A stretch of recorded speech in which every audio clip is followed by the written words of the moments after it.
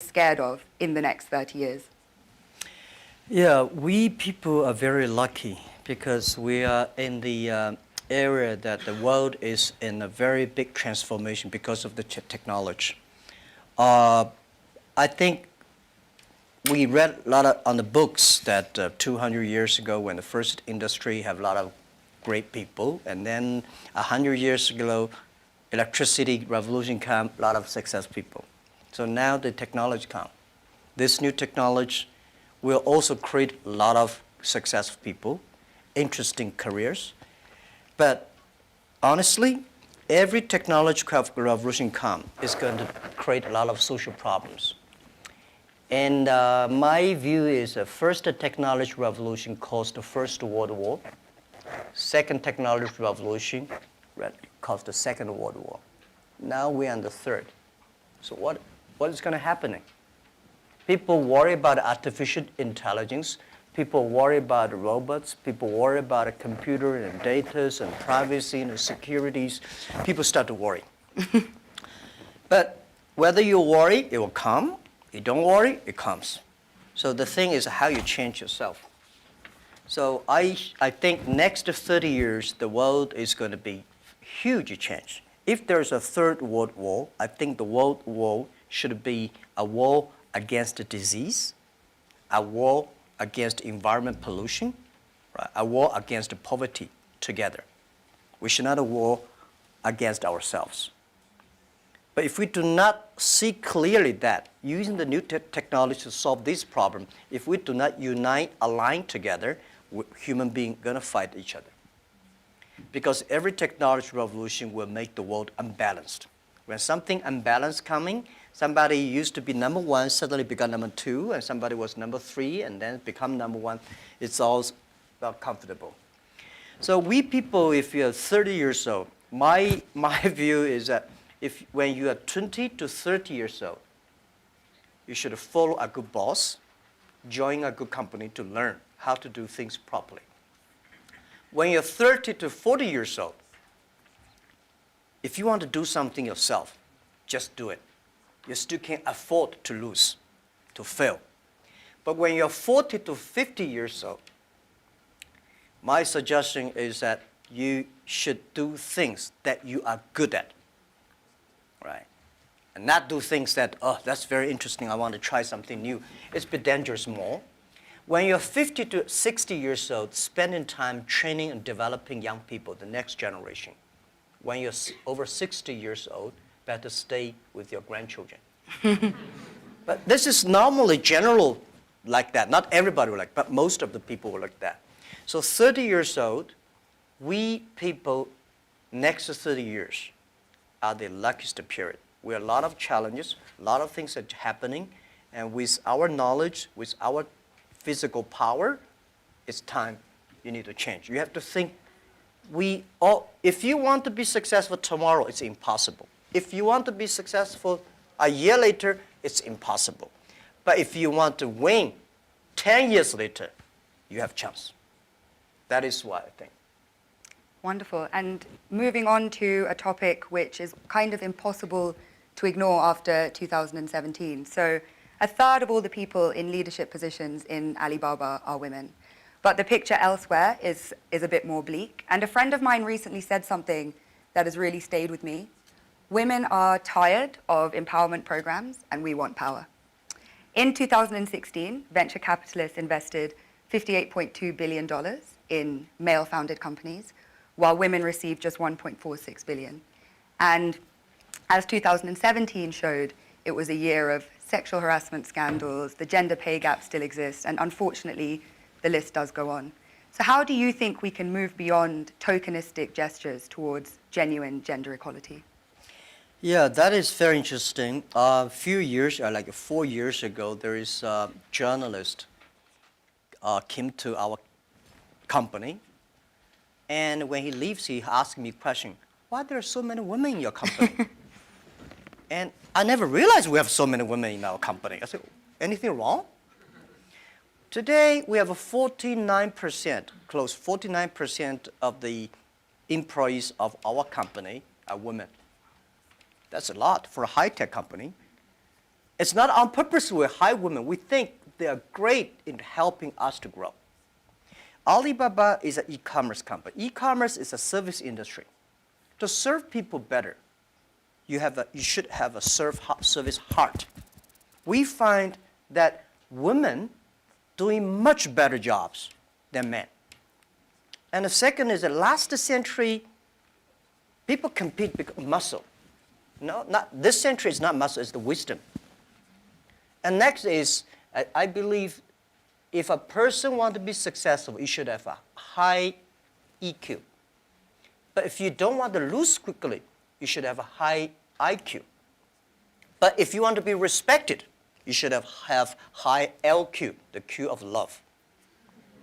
So those three Qs put together, a lot of men, they have a high IQ but low EQ, and a very tiny LQ.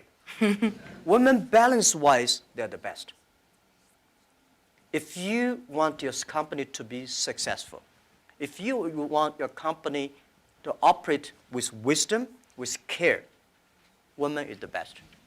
In my company, we notice that women, they care others much more than men.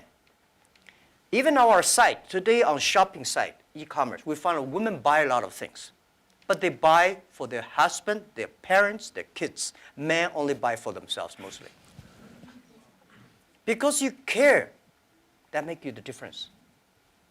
So we have 49% of the colleagues in the company are women, and close 37% of the senior management are women. We never feel anything wrong, and women, they sacrifice more. When they love it, they believe it, they continue to do it. So I think one of the secret sauce for Alibaba to be successful was successful in the past 18 years because we have so many women colleagues. And the other thing is that we feel so proud. And most of the time you see I go out, I never realized that when we count always 50% of women with my delegation, my team.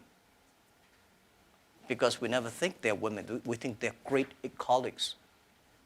So if you try to say, now we got too many men, so we have to put some women inside, that's a disaster for both sides. So what would your advice be to companies that operate a little bit more on that quota-based system but seem to be not making progress or not having such kind of representation? When you have a quota-based, you must have a lot of women. You will never reach that. I think if a company full of men, trust me, this company cannot be sustainable, cannot keep on growing. Because just like a stew, if you don't put wood inside, this stew is too tough. It's easy to break. So when you have a woman and man in the same company, when something happens, the women are for example, one of the values for our company is that the number one value is customer number one, employee number two, shareholder number three. This is everywhere I go. Wall Street did not like my point, but this is what I said. If you like us, invest in us. If you don't like us, please sell our stocks. Don't buy us. We believe customer number one, employee number two, shareholder number three. But when we start to compete, men suddenly get very angry, and they start. And women always come and say, no competition. Let's think about customer number one. Most of the women, they believe in the first day dream or first day love. Most of the men, easy to forget. I'm sorry, it's not I say bad about men. This is statistic. This is statistic. This is why our company works the balance. And it's naturally happening. It's not like so a lot of people have a tendency, man is better in doing things. But we think that even if man is better, we still have to hire the woman inside.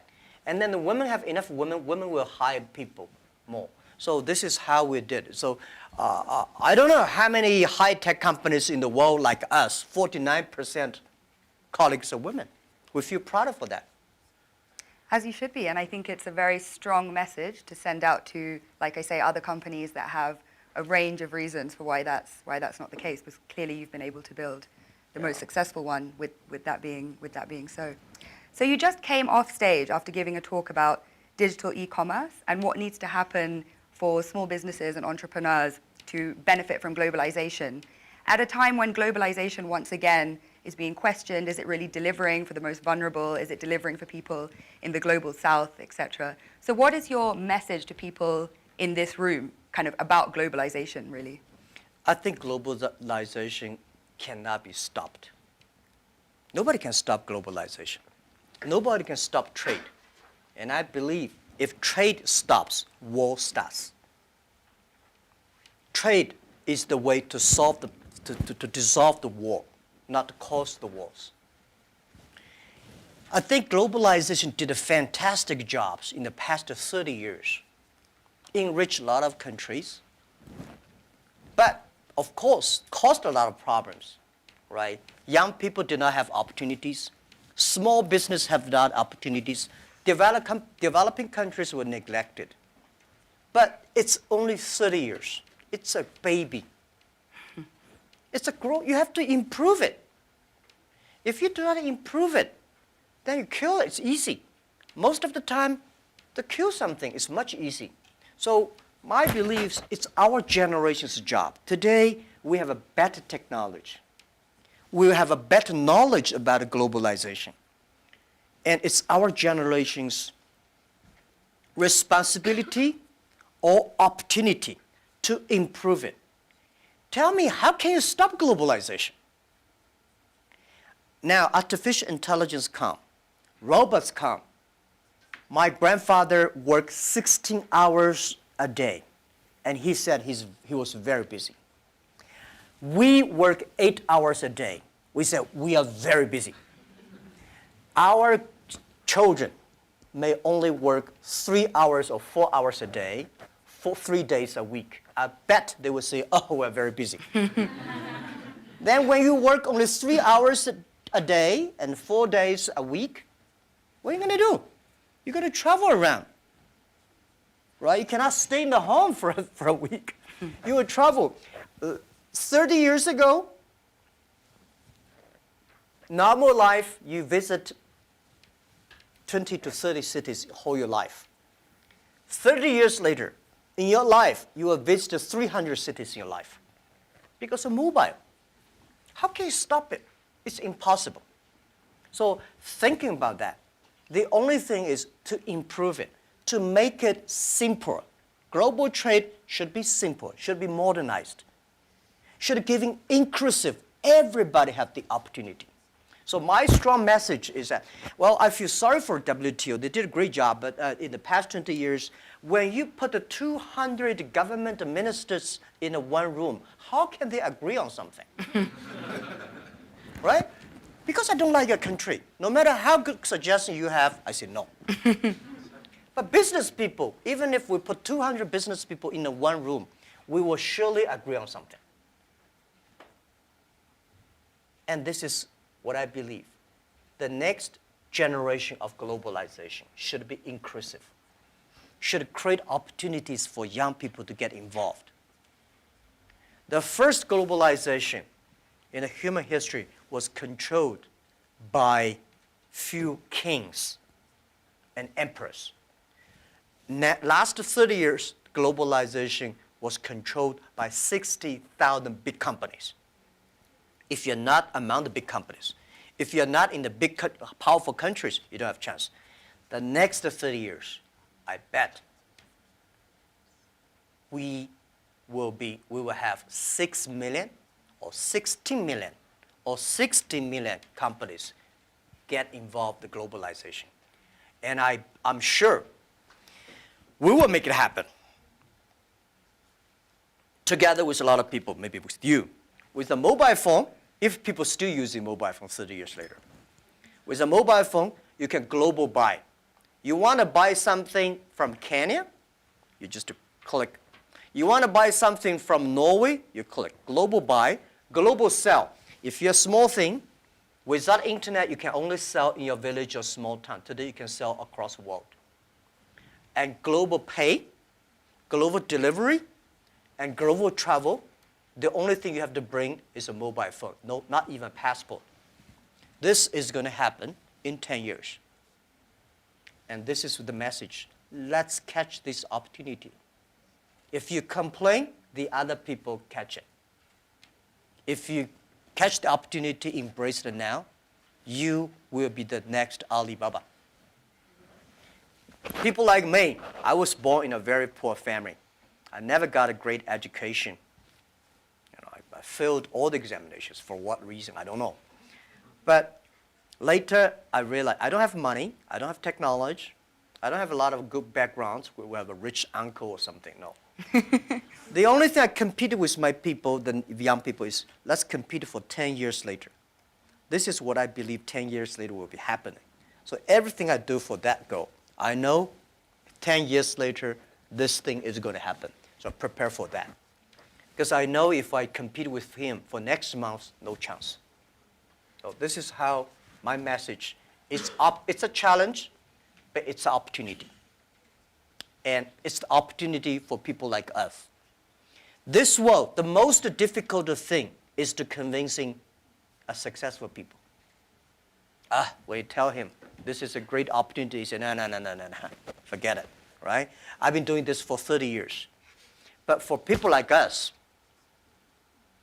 we're looking for opportunities in order to survive. So we will do anything to be creative. So this is the message.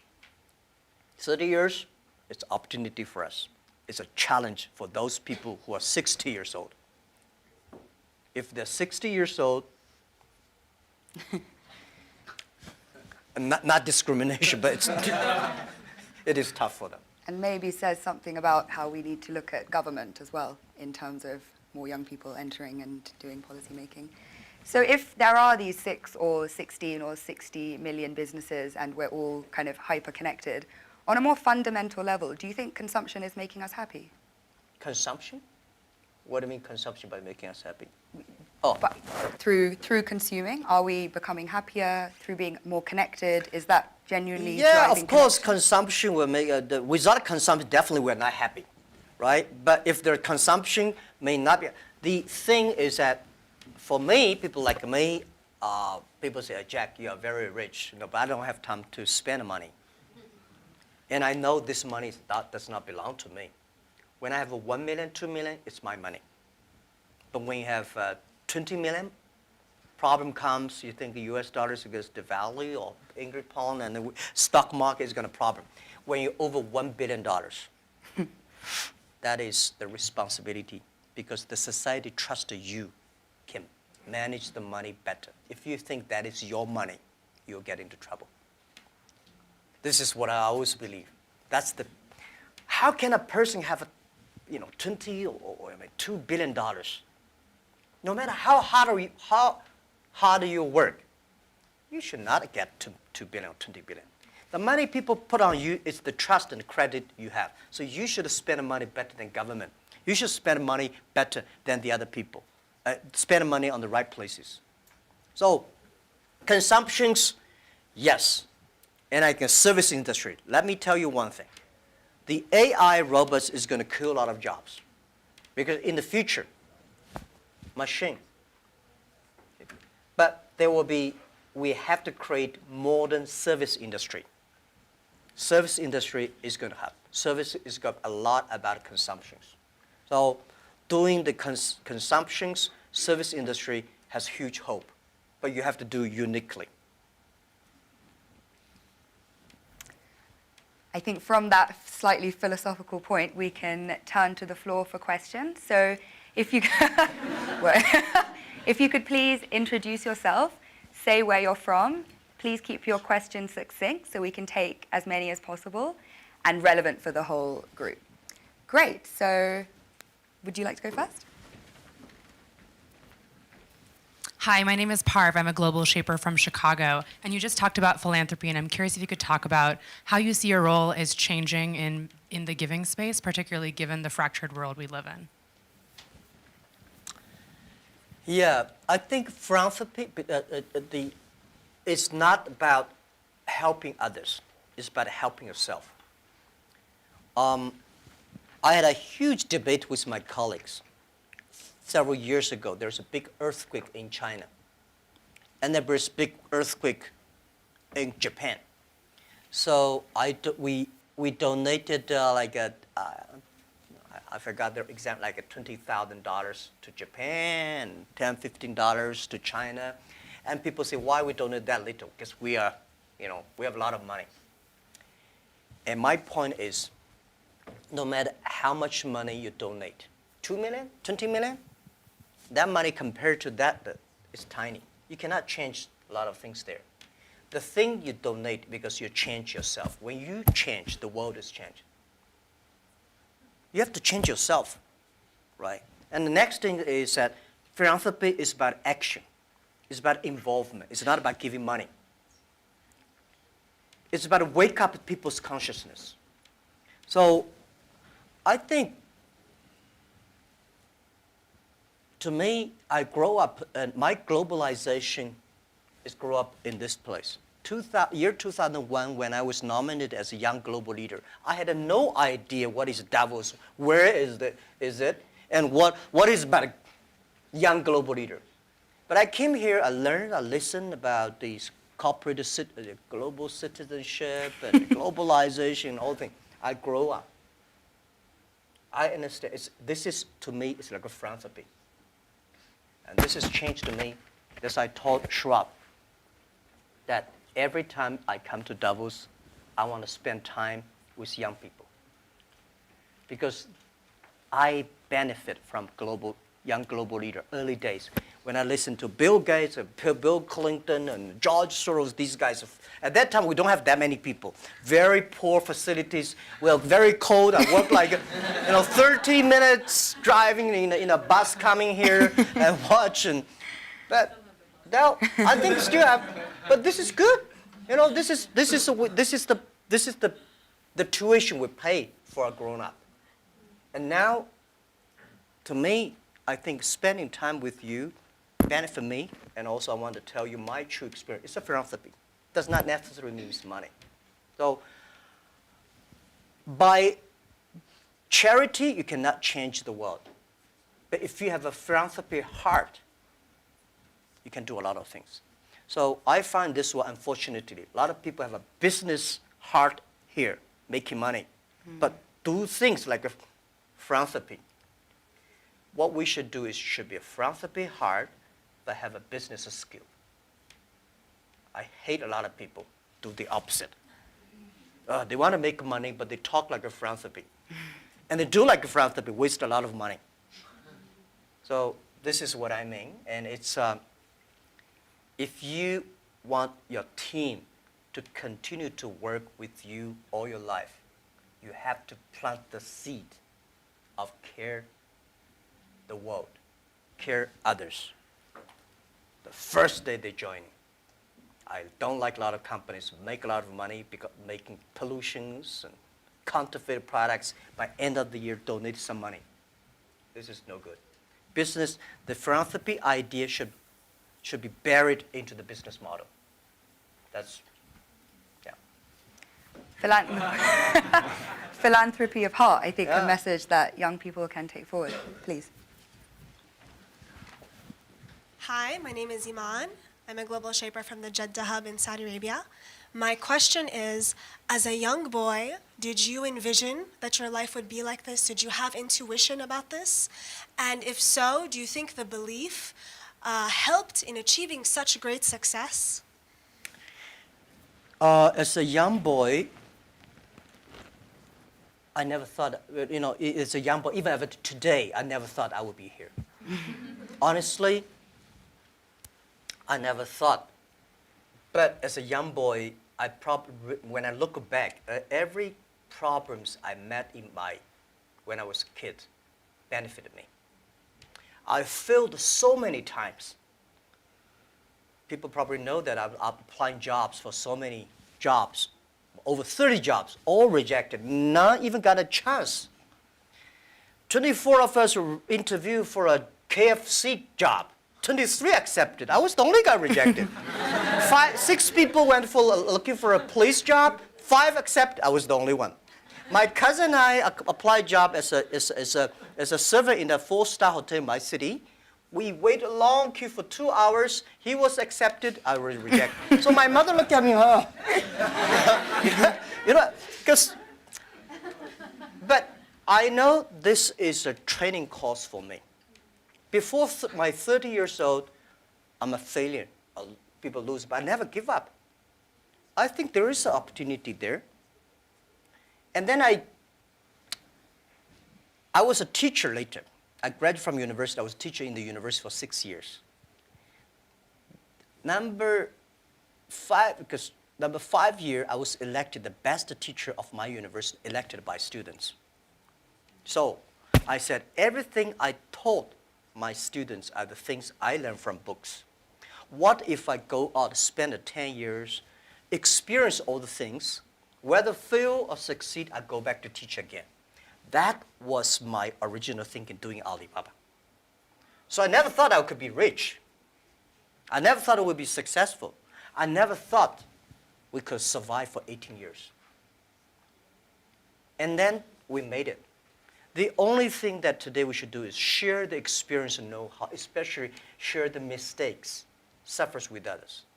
My thinking is that you guys remember, if you want to be successful, learn from the other people's mistakes. Don't learn from the successful stories. Successful stories they make, don't listen to that. There are a lot of reasons behind it. Just like I remember the first time Harvard Business School came to us, say, Jack, we want to write a case study for you. That's years 2001 or 2000. They came, they spent 1 week, and they write a report, and I read, I said, this is not me. And this is you. I said, no, this is not us. He said, this is you. So they make up his sign, and the case study go up, and they start to teach in a lot of universities. The next 5 years, they invited me to go to the case study, and they always find a competitor of my company. And after every case study, Alibaba will die, that company will succeed. All the students agree. And actually, every 5 years, all the competitors die, we still survive. So how can you study this kind of a successful story? Learn from the mistakes, the other people. No matter how smart you are, you will encounter these mistakes. You learn from mistakes not because you will be able to avoid mistakes. You will able to, when these mistakes come, this suffer comes, you know how to deal with it, how to face it. The book I want to write, if I can, is Alibaba 1001 Mistakes. This is the most treasurable things that in my life. In my life, it's not how much we achieved. It's how much we gone through the tough days and mistakes. And this is what, if you start to think now, would be good. So if you ask me when I was a boy, I never thought about that. Never. Let's go to the back of the room. Yeah.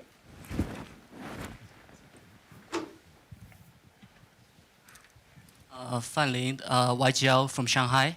I know that you recently spent 100 billion RMB in deep tech research. I just wonder how you think of the future of deep tech and how that's going to influence humanity and creativity. Yeah. Thank you. I think technology, as a company, we invest 100 billion RMB, which is like 150, right, or 15, no, yeah, 15 billion US dollars on researching for the high tech. As a company, I hope in the future we gain our profit because of our technology, not because of our size. So we have to invest in technology. But I don't like this kind of, there's a debate. Artificial intelligence, big data is going to threaten the human beings. I think artificial intelligence should support human beings. The technology should always doing something to enable people instead of disable people. When steam machine comes, When cars comes, people hate it. Today we think car is good. When the automobile when first was designed, people hate, especially this horsemen, right? They destroy every cars they can see.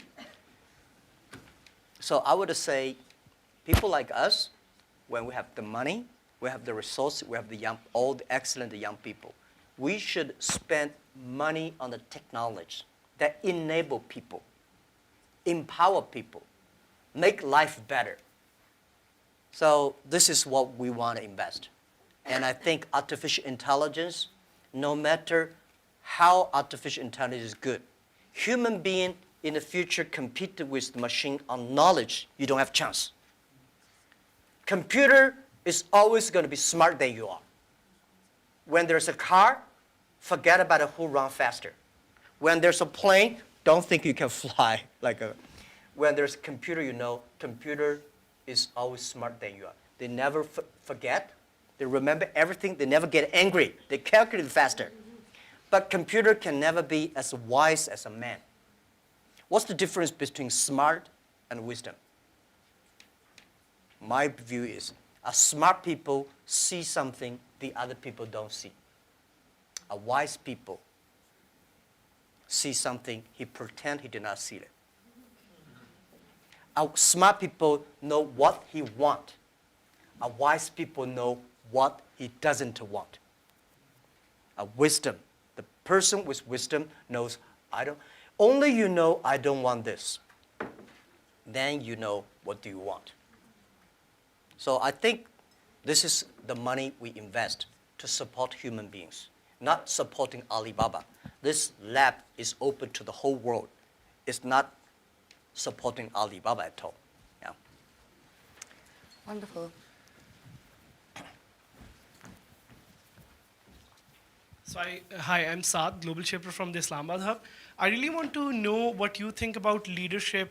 Is it something that comes from the heart when it comes to decision making as a leader, or is it something that that you have to take, you have to think through your mind as well, or is it a bit of both? Like as a leader, when you make decisions, would you go with something that you really feel about from your heart, or would you try to have a mix of your mind and your heart when you make decisions?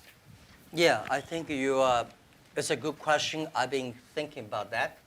First, it's your nature instinct. There must have something that you different. Second is you need training. You should be trained through all the tough experience, but still positive. I found out some great leaders in the world. They are always positive. They never complain others, and never complain. And they look at the things in a different view, like normal people. So I think people in my company, at the beginning, they don't like me because I'll always think about 10 years, 5 years. And then after we're working together for 3 or 5 years, they find, you're right. Then we got the credit rating. And as a CEO, one of the jobs, when everybody's happy, you have to see the unhappy things. When everybody's unhappy, you have to see the happy things.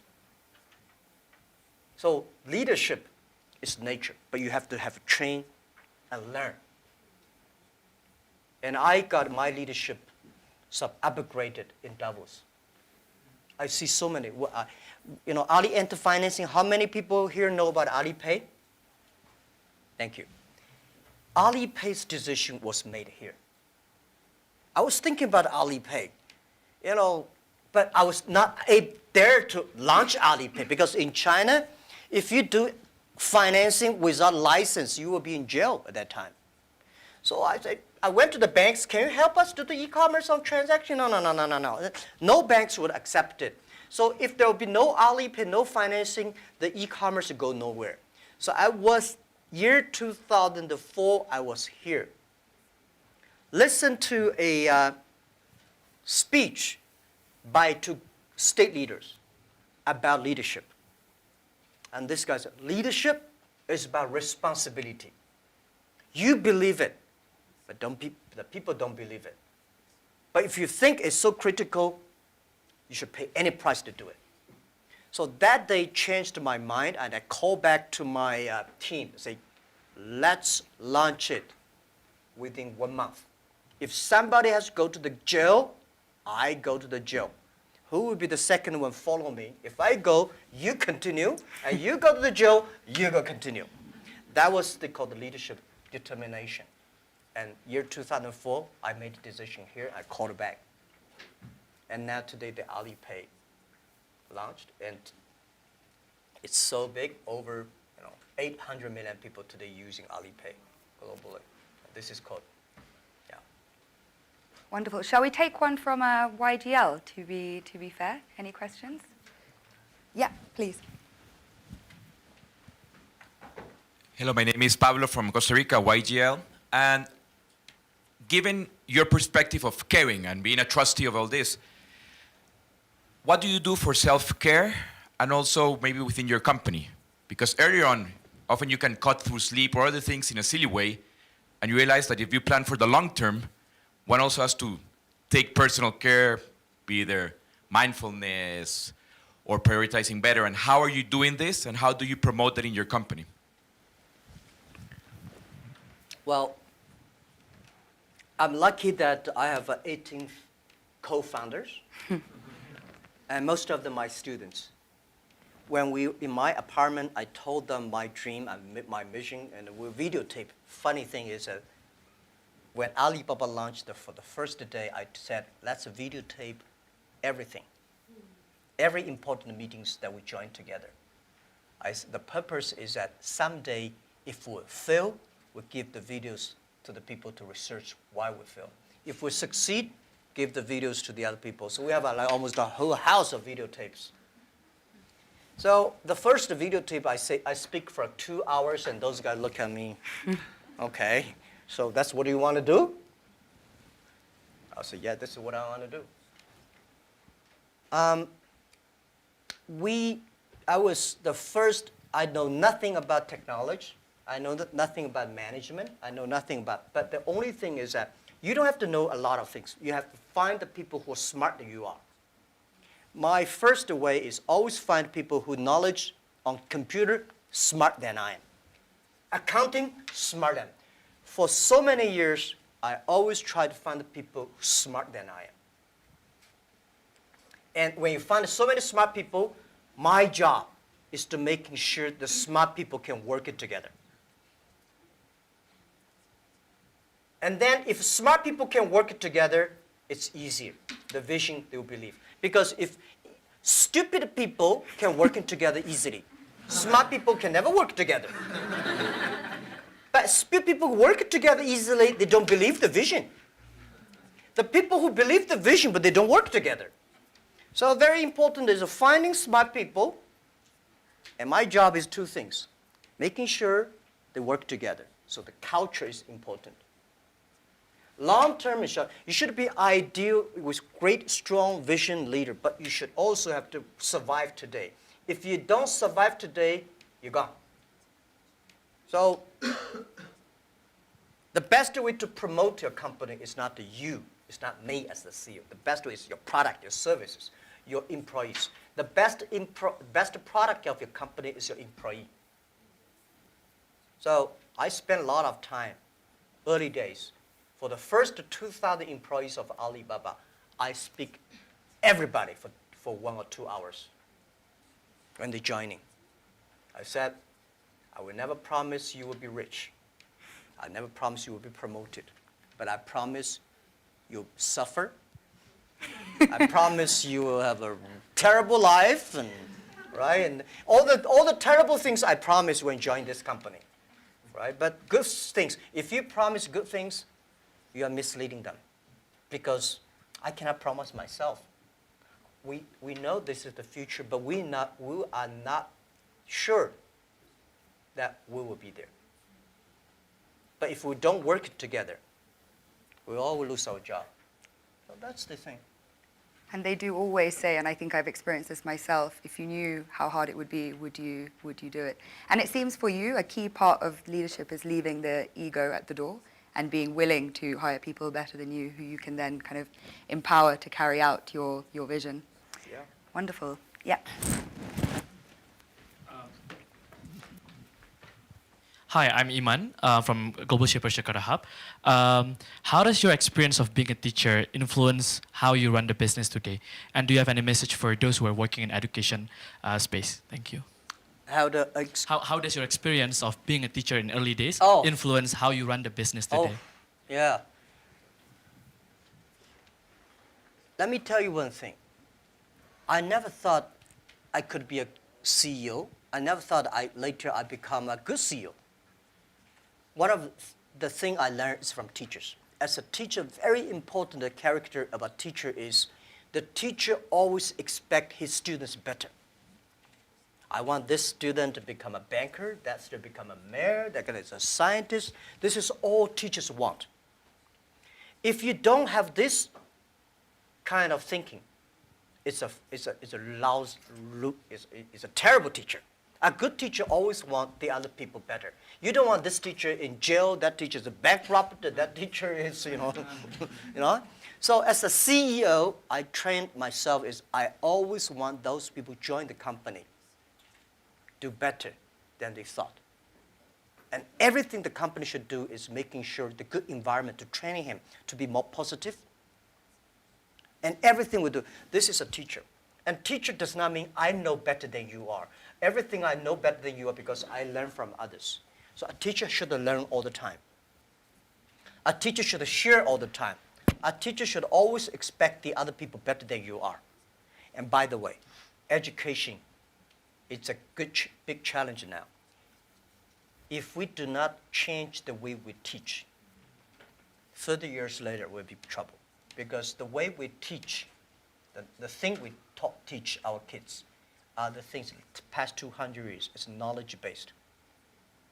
And we cannot teach our kids to compete with machine who is smarter. We have to teach something unique. That is, machine can never catch up with us. In this way, 30 years later, our kids have the chance. I hope I answer your question. It's a very difficult one to answer, but what are those skills that you think we need to teach? If we're moving away from knowledge, what are the key things? Value, believing, independent thinking, teamwork, care for others. These are the soft part. The knowledge may not teach you that. Folks, that's why I think we should teach our kids on sports, the music, the painting, art. So making sure humans should be different from, everything we teach should be different from machine. If the machine can do better, you have to think about it.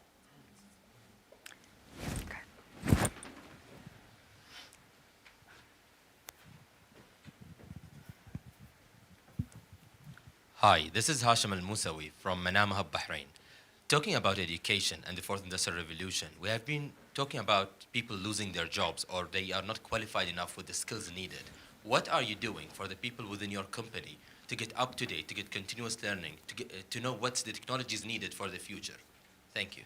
Okay, luckily I don't have to do a lot of these kind of things in my company because we are fighting every day for the future. We know if we do not work hard, Facebook, or Google, and Amazon, all these are going to do better, right? So this is why we are globalized. It's a competition globalized. But we know that it's not about technology competition. All the people today, not like 18 founders, we only have 2.5 people are engineers. Today we have more than 25,000 engineers. They are all smart people. They do much better job than the 18 years ago. But the only thing I want to making sure that these people have a philanthropy heart. Because the data we have, the technology we have, if they do not have a great heart inside, we are going to make disaster for the world. Google, Facebook, Amazon, Alibaba, these companies, we are the luckiest company of this century. And we have the if we're lucky, we have the responsibility that we should have a good heart to do something good. But on the other thing I want to say is about that making sure that everything you do is for the future. For example, you know about Singles Day? Singles Day, shopping day, November 11th is the day we created. Last year, that day, we sold 25 billion US dollars for one day. And for the first minute, over 70 to 80 million people rush inside to shop on the mobile phone. So you have to making sure the system is good enough. We have to finish 270,000 transactions per second. Can you imagine that? hard to compute. 270,000 transactions per second. If we do not have that kind of computing capability, the whole system will crash because we have several hundred million people waiting to pay the money. So this technology, we know why we do this for one day, because we want to test the technology. This technology should be inclusive, because we know today in China we create probably like 100 million package delivery. We believe a day. 5 years later, the whole world would deliver 1 billion packages per day. Think about what's the technology. Are we ready for that? So the Singles Day is to testing this technology and to be inclusive. So making sure the market drive them, not the boss drive them.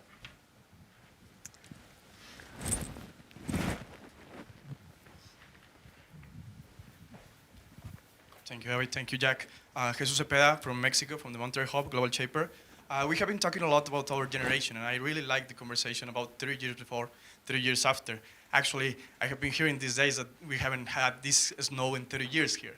So the question is going to a quote of Professor Schwab. He said a couple of months ago to the Global Shapers that we're the first generation that is going to suffer about climate change, and we are the last one that can do something about it. So with your teaching passion, what are the 3 things that you are saying to educate the 10 million employees or the 100 million employees or everyone who's looking at this video to develop an environmental mindset, a spiritual mindset, a non-fragmented world mindset? Okay. First, let me say this. Every disasters, the environment disasters, is a reflect of human heart today. Because when we need too much, we destroy a lot of things. I think the human being today, in the past 200 years, because of knowledge-based technology or knowledge-based training system, all we want to do is get more. We want more things. We go to the moon, we go to Mars, we go this, we always outside looking. We human beings never inside looking. If you don't have the inside looking, you will never be wise. If you're not wise, you never know what you don't want. Today, human beings get much more than they expect they should have. So the environmental pollutions, the whole thing happening is because human beings become greedy, become arrogant. So this is why the big data, the data technology is trying to understand the inside of human. What is data? Data is the human behavior. A lot of people, trust me, the machine will know you better than you know yourself. Have you seen some movies? Some gamblers. You know, they're great. They look at the eyes. If he got a good card, this eyeball will shake. But normal people don't see it. The machine see all the details. Machine know you better. So what I would say is that in the data period, human being next to 100 years, human will try to understand inward looking. We will see a lot of ugly things of ourselves. When knowledge-based outward looking, you see the ugly things of the others and good things. When you look inside looking. This is Chinese philosophy. Chinese people, our believing is always inside looking. We're supposed to have inside checking every three times a day. But not really. If you can really do that, you can do that. Then you'll be good. So for environment, you're right. If we do not make action, take action, all the money you make will spend in the hospital, medicine. Our kids will be in big trouble. So let's fix it. And first fix our heart, fix our know-how, and fix our belief. When you have a belief, when you have a religion, when you have a value, it's better. So I think this is what I concerned me. This is what I think the young people should always have, the value, the mission. If you have something you believe in your heart, then it will be different. This is what next 30 years education should be focused on. We have time for one last brief question. Karuna?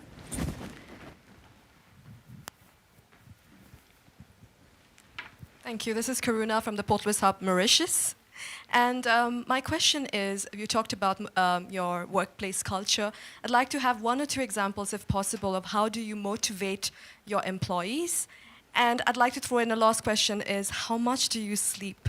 Because this is such a controversial topic and I keep hearing different versions. Thank you. What about keep the different versions? Some people say you don't need sleep. I've heard CEOs sleep only 4 hours. I've heard CEOs sleep only 3 to 4 hours, and whereas I've heard you need at least 8 hours. So yeah, I'm a bit divided, and I'd love to know your secret. Thank you. Yeah. How do I motivate, incentive or motivate my colleagues? You have to find the people that can mobilize themselves. It's impossible to encourage a negative person. So the people you hire, the people work together, they have to be, or you cannot, we have 65,000 employees now, you cannot hire all of them that positive, but at least the people work with me. My management, leadership, several areas, they have to be positive. They have to know to incentive the others, because I cannot incentive everybody. And making sure the culture. So I think it would be very painful for me to talk to my vice president, and he need to be incentivized and mobilized every time, right? This won't work. If he does not know how to incentivize or mobilize his people, it's better. I don't think he will be the vice president. He should be a good engineer, good designer, but not a good leader. A good leader should know how, but not by only money. Most of people incentivized or mobilized not because you give them a lot of money. You give them respect, trust, appreciation, and correct, heartful advice. When you come to my meetings, internal meetings, you will be shocked because we are not like a lot of the other Chinese company. The boss say, everybody listen, take notes, and go down. We are like a war room. We make decisions based on whose voice is louder. Right? Early days, we fight and talk, and then making sure everybody speak up. Right. So this is also a way of mobilize and incentive. There are a lot of ways, and different people have a different way to send incentive. So this, how much time I sleep? Yeah, I have a problem. I mean, I sleep not very short, but not good. And I don't eat a lot. This is something that I was curious. I don't eat a lot. I'm a very picky on the food. And I don't know, sometimes I would love to see what the things that make me work like that. But for sure, that if I suddenly give me 1 month vacation, I'll collapse.